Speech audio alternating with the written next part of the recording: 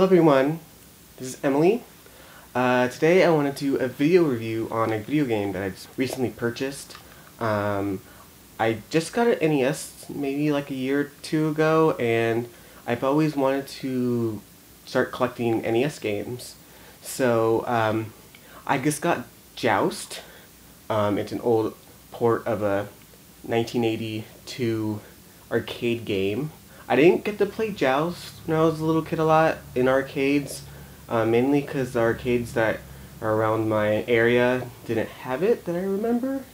But I always remembered seeing it after when I was a teenager, and I played it finally, and I was like, oh, this game's pretty fun. And so I wanted to see if they had any ports of it, and surely enough they do. And I found they had one for NES, so I thought of picking it up. And so far it's been fun. So if you don't know what Joust is an arcade game where you control a knight that is riding an ostrich, and you're going through like this arena area, and you want to kill the enemies. And basically how you kill your enemies is you want to make contact with them higher than they are to you. And basically you do that through each level. You beat all the enemies, and every time you beat an enemy, sometimes they drop an egg, and you want to run over that egg and destroy it, because if you don't, it'll respawn a new knight, which is actually a higher level knight, and he's much faster. Sometimes you'll find pterodactyls running through the level, and basically I've noticed that happens when you take a long time to defeat enemies, and the pterodactyl will actually go after you. And I thought when I was playing it, I thought you couldn't kill the pterodactyls, but apparently you can, which I thought was really interesting. I killed one and I was like, oh cool, I can kill one. And also you can see like the floor on the bottom like burns and falls away.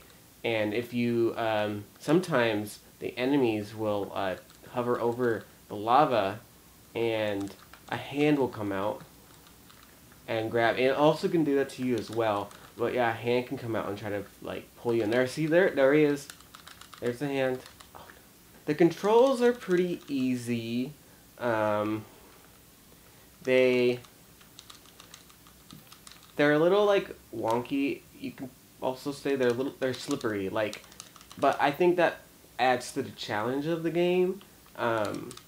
Having it the way it's set up, with having it it's kind of hard to control because you're controlling an ostrich. I'm pretty damn sure that that ostrich is not like your best friend, so he's gonna try to do his things his own way once in a while.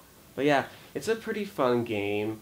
It can get repetitive, yeah, but that's usually what happens with arcade games. It's kind of it's the same sort of thing over and over again.